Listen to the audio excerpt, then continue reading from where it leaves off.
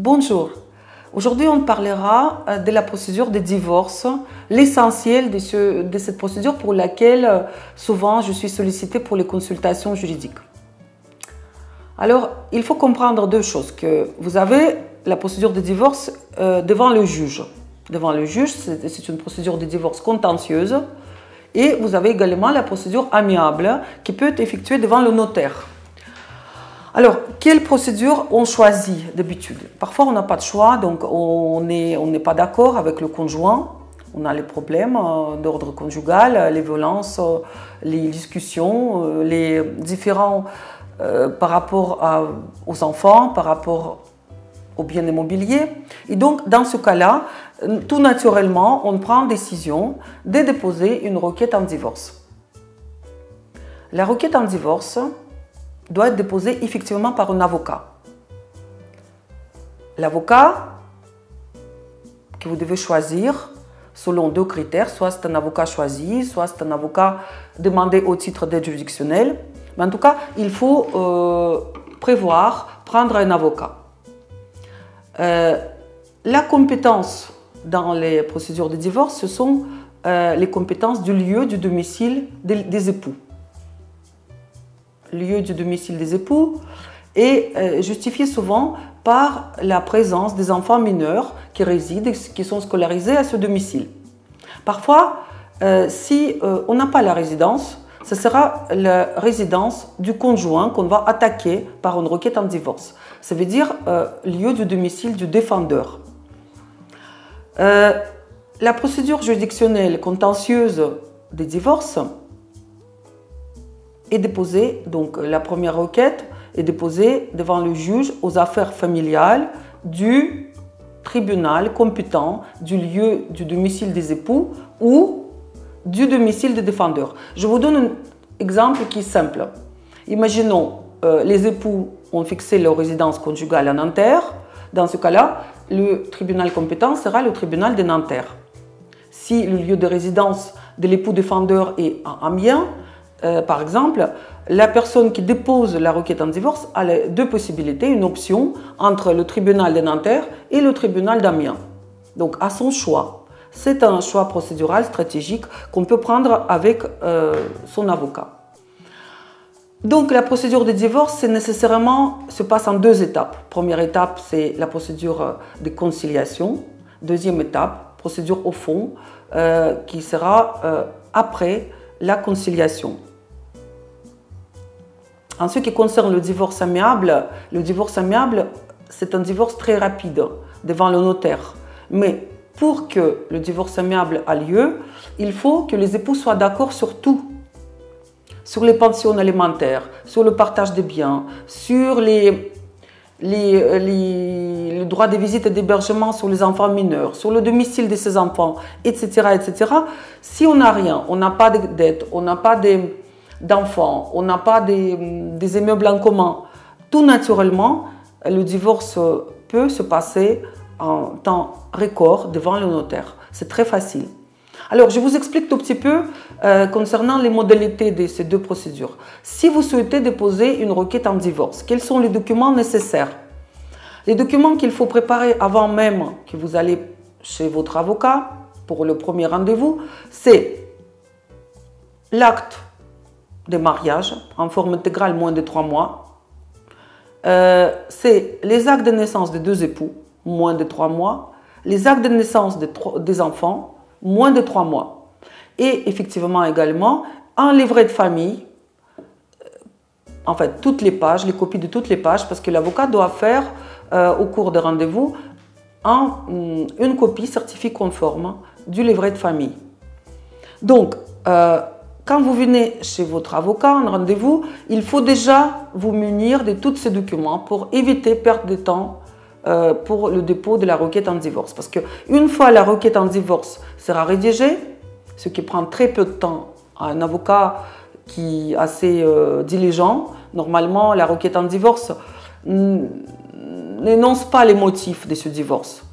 On demande uniquement les mesures provisoires. Les mesures provisoires, c'est le sort du domicile conjugal, à qui ce domicile sera attribué, à l'un ou à l'autre des époux, et également la pension au titre du devoir de secours, à qui et par qui ça va être réglé, s'il y a les différences notables dans les situations respectives des deux parties.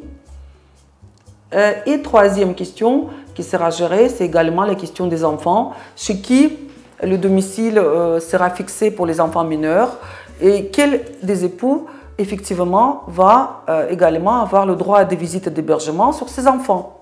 Donc les questions sont très simples. Il y a beaucoup de clients, mes clients du cabinet, souvent au cours de la première consultation en matière de divorce, comprennent effectivement tout le processus de A à Z et partent sereinement à la procédure du divorce. Première phase de conciliation se passe de manière très facile. Le juge convoque les époux, il vérifie si les époux sont d'accord ou pas pour divorcer. Si les époux ne sont pas d'accord divorcer immédiatement, le juge donne à ces deux époux l'autorisation d'assigner un divorce. Il fixe les mesures provisoires. Si les deux époux, devant le juge, témoignent leur volonté de divorcer à l'amiable, en quelque sorte, ils sont d'accord sur tout, le juge va signer une procès-verbal d'acceptation du principe du divorce. Et là, une première partie sur le principe sera effectuée tout de suite au cours de la procédure de conciliation, ce qui va faciliter les choses. En deuxième phase de divorce, on n'aura plus le débat devant le juge concernant le principe du divorce. On aura juste le débat sur les conséquences de ce divorce. Donc, chez le juge aux affaires familiales du lieu du domicile, tout ça, ça passe vraiment de manière très simple. Le premier époux rentre donc dans la salle, c'est une petite salle, un petit cabinet du juge, et il discute quelques minutes avec le magistrat. Le magistrat va demander si le consentement à divorcer est effectif, quels sont les problèmes en quelque sorte, quelles sont les demandes. Ensuite, le second époux qui rentre dans la salle tout seul et le juge lui pose exactement les mêmes questions. Et ensuite, la plaidoirie se passe par deux avocats si les avocats sont présents également. Et ensuite, on aura une audience qui se termine. 15 jours plus tard, il y aura une décision qui s'appelle ordonnance de non-conciliation. Et cette ordonnance de non-conciliation va effectivement énumérer l'ensemble des mesures provisoires qui sont prises par le juge. Cette ordonnance pourra être frappée d'appel devant la cour d'appel du lieu de cette juridiction. Si c'est Paris, c'est Paris. Si c'est Nanterre, c'est également. Donc il faut vérifier la compétence avec votre avocat, mais l'appel peut être effectif également, mais l'ordonnance va tout de suite s'appliquer. Elle aura une exécution provisoire. Donc, c'est pour cette raison qu'il vaut mieux préparer la procédure d'avance, il vaut mieux communiquer les pièces à l'avocat adverse, il vaut mieux préparer le dossier de manière à montrer vos ressources et les charges, de manière à justifier le domicile des enfants mineurs, justifier l'ensemble des éléments du dossier. On ne vient pas à cette audience à la légère, il faut communiquer les pièces, il faut que le respect du principe de contradictoire sera validé. Le divorce chez le notaire, c'est tout autre chose, tout en sachant qu'il faudra quand même deux avocats. Un pour demandeur, l'autre pour défendeur, même si ça ne s'appelle pas comme ça. Divorce chez le notaire, c'est quelque chose qui est très simple. Les avocats rédigent une convention en divorce. Il faut les pièces également, les pièces d'état civil. Et l'avocat, chaque avocat, envoie cette requête, cette convention de divorce à son client. Il faut que le client reçoit le document et qu'il respecte le délai de 15 jours. Ce délai est très important. C'est le délai de consentement libre éclairé de la personne pour comprendre la portée de cette convention de divorce. Et donc, cette convention de divorce qui va être signée entre les deux parties va être validée par notaire. Donc, c'est un registre amiable. Mais si vous avez les biens en commun, il faudra au préalable préparer l'acte de liquidation et de partage de ces biens. Et c'est très important de le faire avant, par notaire, par le même notaire qui va valider la convention de divorce. Voilà les deux procédures qui sont possibles. Procédure contentieuse, procédure amiable. Donc ces deux procédures sont très simples, mais il faut comprendre que bonne préparation, un avocat sera indispensable dans ces dossiers. Le choix de la procédure dépend de vous, de votre situation et de votre temps également et de vos demandes. Donc, tout ça, ça sera expliqué dans les vidéos qui seront publiées plus tard, donc de manière plus détaillée, de manière plus concrète.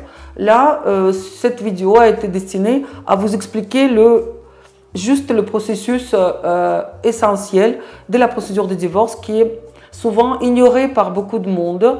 Et n'hésitez pas de s'abonner à mon canal et de me poser les questions si vous le souhaitez. Merci.